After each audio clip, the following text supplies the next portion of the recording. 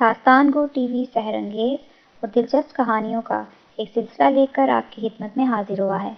ان سحر انگیز کہانیوں کو سننے کے لیے ہمارے چینل داستان گو ٹی وی کو سبسکرائب کریں اور بیل آئیکن کو دبا کر ہر آنے والی نئی ویڈیو سے باخبر رہیں۔ دل فگار ایپیسوڈ 6۔ فراز بھائی، آپ کب سے یہاں کھڑے ہیں؟ فراز کے باجی نے فراز کی طرف بڑھتے ہوئے پوچھا۔ باجی، وہ ندا۔ فراز صرف اتنا کہہ پایا۔ ہاں، ندا کو میں لائی ہوں، لیکن تم یہاں کیا کر رہے ہو؟ چلو یہاں سے، تم ابھی اس سے نہیں مل سکتے۔ فراز کی باجی نے اسے کمرے سے باہر دھکیلتے ہوئے کہا۔ ارے اسلام، دعا تو کر لینے دیجیے، فراز نے پریشانی سے کہا۔ ندا تمہارے لیے بہت دعائیں کرتی ہے، اب چلو یہاں سے۔ فراز کی باجی نے اسے نکال کر کمرے کا دروازہ بند کر لیا۔ فراز کمرے کا دروازہ بند ہوتا دیکھ کر مسکرانے لگا، پھر وہ آہستہ سے گھر کے لان میں آ گیا اور ڈرائنگ روم کی کھڑکی کے کونے سے اندر جھانکنے لگا۔ ندا کا چہرہ نظر آتے ہی فراز بے اختیار مسکرانے لگا۔ اس کا غصہ اور طبیعت کی بوریت سب اڑن چھو ہو گئے تھے۔ ندا نے فراز کی ایک جھلک دیکھ لی تھی۔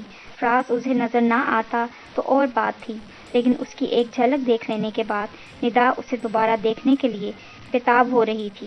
اس نے اپنی دلی کیفیت فراز کی والدہ اور باجی پر ظاہر نہیں ہونے دی، لیکن فراز کے جانے کے بعد ندا کے چہرے کی دلکش مسکان بھی غائب ہو گئی تھی۔ وہ کچھ دیر بیٹھی ان دونوں سے باتیں کرتی رہی، پھر اس نے فراز کی والدہ سے جانے کے لیے اجازت طلب کی تھی۔ ارے میری بیٹی، ایسے کیسے جا سکتی ہے؟ تم پہلی بار میرے گھر آئی ہو، کھانے کا وقت ہو رہا ہے اور تم واپسی کی باتیں کر رہی ہو؟ فراز کی والدہ نے پیار سے کہا۔ آنٹی، دراصل ممی پریشان ہو رہی ہوں گی، ندا نے بیچارگی سے کہا۔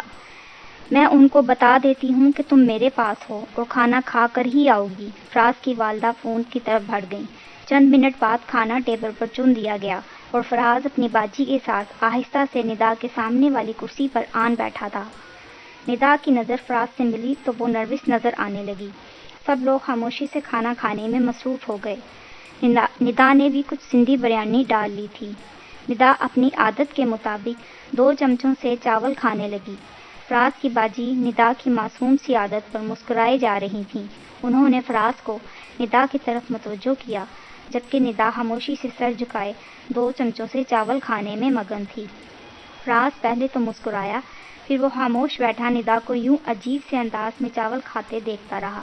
یہ تم چاول کیسے کھا رہی ہو؟ فراز سے رہا نہیں گیا۔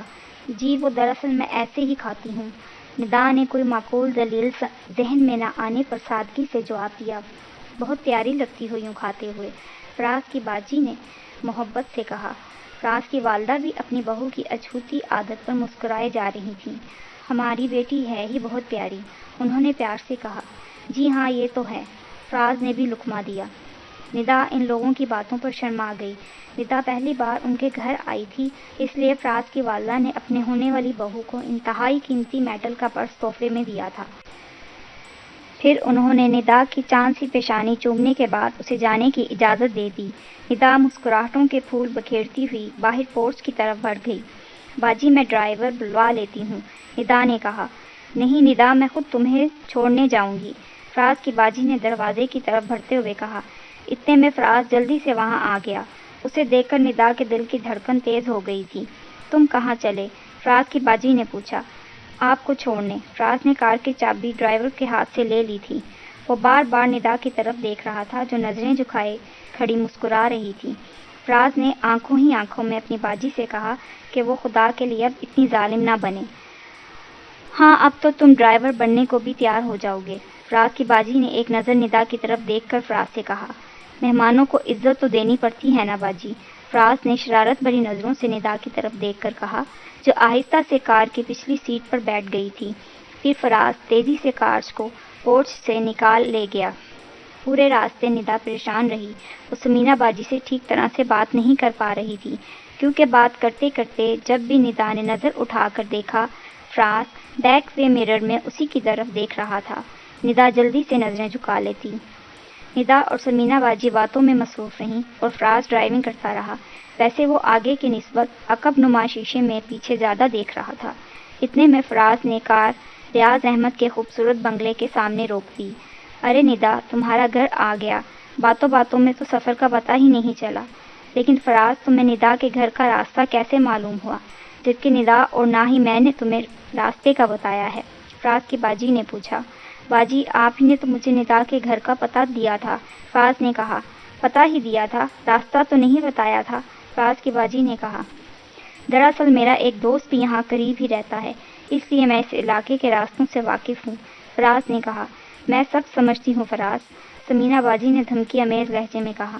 میرا مطلب ہے وہ تو سب ٹھیک ہے، لیکن یہ موقع ایسی باتوں کا نہیں ہے۔ فراز کو اندازہ ہو گیا کہ اس کی باجی کو معلوم ہو گیا ہے کہ وہ یہاں آتا رہا ہے۔ اس نے ندا کے سامنے باجی کو ایسی باتوں سے روکنے کی کوشش کرتے ہوئے کہا۔ باجی آپ آئیے نا، ممی سے آپ کو ملواؤں۔ ندا نے چادر کندھے پر درست کرتے ہوئے مسکرا کر کہا۔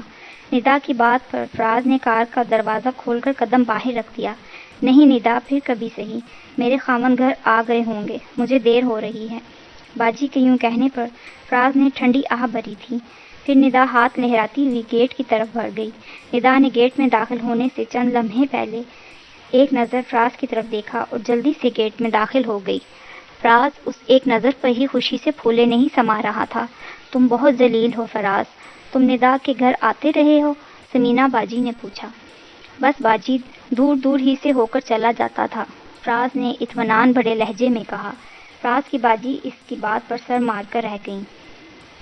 بیٹا، میں دیکھ رہا ہوں کہ جب سے فراز کی منگنی ہوئی ہے تم پریشان رہنے لگی ہو، شرازی صاحب نے اپنی اکلوتی بیٹی نادیہ کی طرف دیکھتے ہوئے کہا۔ پاپا، آپ تو کہتے تھے کہ آپ فراز سے میری شادی کروائیں گے، اب اگر اس واقعے کے بعد میں اداس ہوں تو اس میں میرا کیا قصور ہے؟ نادیہ نے آنسوؤں کو ضبط کرتے ہوئے کہا۔ بیٹی، خود کو کنٹرول کرو، اس واقعے نے مجھے بھی شدید صدمہ پہنچایا ہے اور میں صادق صاحب سے اس بےہودگی کا کسی مناسب موقع پر بدلہ لوں گا۔ ویسے بھی فراز نہیں تو کیا، ہم اس سے بھی بڑی فیملی میں اور فراز سے بھی اچھے لڑکے سے اپنی بیٹی کی شادی کریں گے۔ بیٹا، اس دن صادق صاحب کے ڈرائنگ روم میں فراز سے اس کی منگیتر، وہ کیا نام ہے اس کا، ہاں، ندا کے متعلق باتیں کرتے ہوئے تم بہت جذباتی ہو گئی تھی۔ بیٹی، ان باتوں کو بھول جاؤ، فراز کیا چیز ہے، فراز سے بہتر رشتے ہیں میری نظر میں اپنی بیٹی کو یوں لوگوں کے سامنے جلتا سسکتا ہوا نہیں دیکھ سکتا، شرازی صاحب نے اپنے جذبات کو کنٹرول کرتے ہوئے کہا۔ نادیہ اپنے والد کی طرف سے منہ موڑ کر بیٹھ گئی تھی۔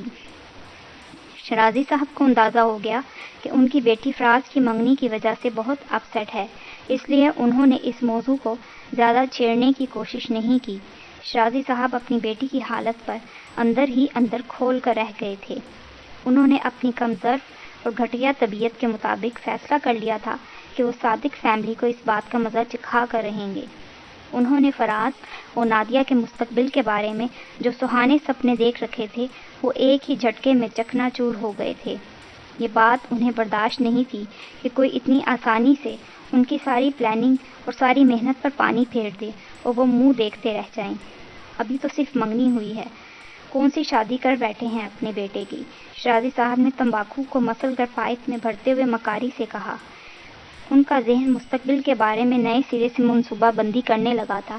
ایک بار تو ان کا جی چاہا کہ وہ صادق صاحب کے کاروبار میں لگایا گیا اپنا سارا سرمایہ واپس نکال لیں، لیکن اس طرح صادق صاحب کو شاید اتنا نقصان نہ ہوتا جتنا کہ شرازی صاحب کو، کیونکہ صادق صاحب کمپنی کے تقریباً 80% کاروبار کے مالک تھے اور شرازی صاحب صرف 20% کے، اس لیے ان کے سرمایے سے کمپنی کو اتنا نقصان نہیں پہنچ سکتا تھا کہ وہ دیوالیہ ہی ہو جائے، جبکہ معمولی نقصان شرازی صاحب خود بھی پہنچانے کے حق میں نہیں تھے۔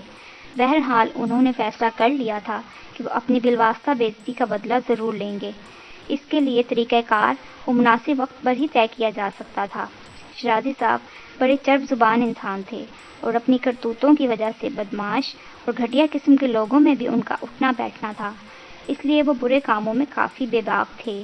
لیکن یہاں معاملہ کافی حساس نوعیت کا تھا، اس لیے شرازی صاحب پوری پلاننگ کے ساتھ ہی کوئی قدم اٹھانا چاہتے تھے، کیونکہ کسی گڑبڑ کی صورت میں انہیں خود سنگین نتائج کا سامنا کرنا پڑتا۔ اس لیے شرازی صاحب جلد بازی میں کوئی غلط قدم نہیں اٹھانا چاہتے تھے، جبکہ یہ ان کی طبیعت کے خلاف تھا، لیکن وہ خود کو کنٹرول کرنا جانتے تھے۔ چند روز بعد ندا اپنی 2 سہیلیوں کے ساتھ لاہور کے ایک شاندار اور وسیع و عریض باغ میں چہل قدمی کرتے ہوئے فراز کے گھر اپنی اور فراز کی مختصر اور دلچسپ ملاقات کے بارے میں ہنس ہنس کر اپنی سہیلیوں کو بتا رہی تھی۔ اس کی سہیلیاں ایک ایک بات بڑے غور کے ساتھ سن رہی تھیں، جیسے اس کی اہم گفتگو کا کوئی پوائنٹ سننے سے رہ گیا تو ساری زندگی پچھتانا پڑے گا۔ تم فراز کے گھر پہنچ گئی؟ ندا کی سہیلی ثنا نے حیرت سے پوچھا۔ تو اور کیا، میں فراز کی باجی کے ساتھ سیدھی ڈرائنگ روم چلی آئی، ندا نے روب جھاڑنے کے لیے لاپرواہی سے کہا۔ اور تم نے فراز کے ساتھ ایک ہی ٹیبل پر کھانا بھی کھایا، دوسری سہیلی سعدیہ نے اور زیادہ حیرت سے کہا۔ تو اس میں اتنا پریشان ہونے کی کیا ضرورت ہے؟ ندا نے ایسے کہا جیسے کہہ رہی ہو میں تم جیسی ڈرپوک نہیں ہوں۔ بھئی میں کیا کسی سے ڈرتی ہوں؟ آخر فراز صاحب چیز کیا ہے؟ ندا نے منہ ذرا اونچا کر کے کہا۔ اس کی دونوں سہیلیاں نظروں ہی نظروں میں ندا کی بہادری پر اسے داد دے رہی تھیں۔ ندا اپنی سہیلیوں کی نظروں میں اپنے لیے ستائش دیکھ کر اور بھی پھول گئی اور پہلے سے زیادہ لاپرواہ نظر آنے کی کوشش کرنے لگی۔ اتنے میں ندا ایک جھٹکے سے کھڑی ہو گئی تھی۔ سعدیہ اور ثنا بھی رک گئی تھیں کیونکہ ایک لڑکا ندا کے سامنے آ کھڑا ہوا تھا۔ فراز آپ؟ ندا نے اتنا کہنے کے بعد ارد گرد دیکھا تھا کہ کوئی اسے فراز کے ساتھ بات کرتے ہوئے دیکھ تو نہیں رہا ہے۔ ندا کی ساری اکڑ اور بے پرواہی ہوا ہو گئی اور اپنی عادت کے مطابق وہ نروس نظر آنے لگی۔ ندا کی سہیلیوں نے فراز کا نام لیتے ہوئے ندا کے لہجے کی گڑبڑاہٹ صاف محسوس کی۔ ندا تم مجھے دیکھ کر یوں نروس کیوں ہو جاتی ہو؟ فراز نے مسلسل ندا کی آنکھوں میں جھانکتے ہوئے مسکرا کر پوچھا۔ نہیں ایسی تو کوئی بات نہیں، ندا نے ذرا پیچھے ہٹ کر آہستہ سے کہا۔ او ہو تو آپ ہیں فراز صاحب، سعدیہ نے فراز کو سر سے پاؤں تک دیکھ کر مسکراتے ہوئے کہا۔ یہ کون ہے؟ فراز نے ندا سے پوچھا۔ میری سہیلی ہے، ندا نے ایک طرف ہو کر بتایا۔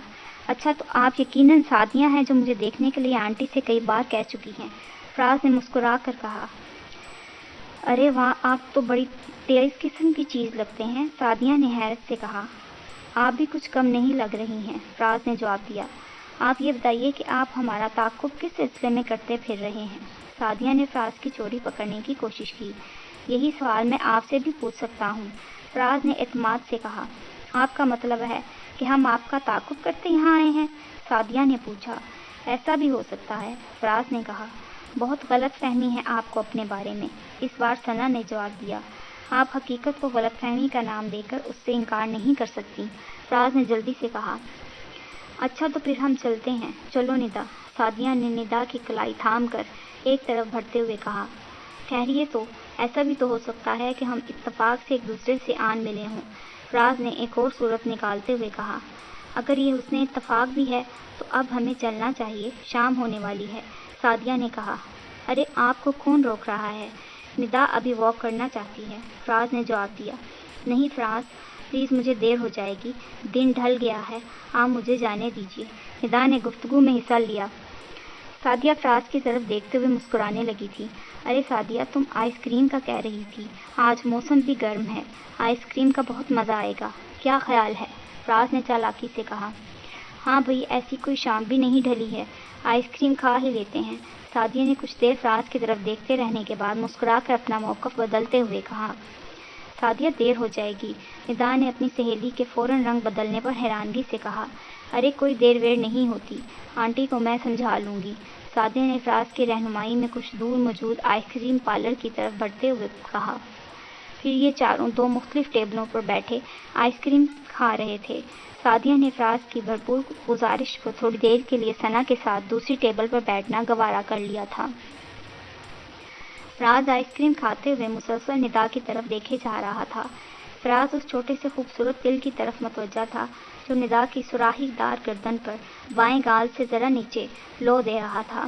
ندا میں تمہارے گھر سے تمہارا پیچھا کرتا ہوا اس باغ تک آیا ہوں، ندا پلیز تم مجھے دیکھ کر ایسا سنجیدہ مت ہو جایا کرو، فراز نے بھی سنجیدگی سے کہا۔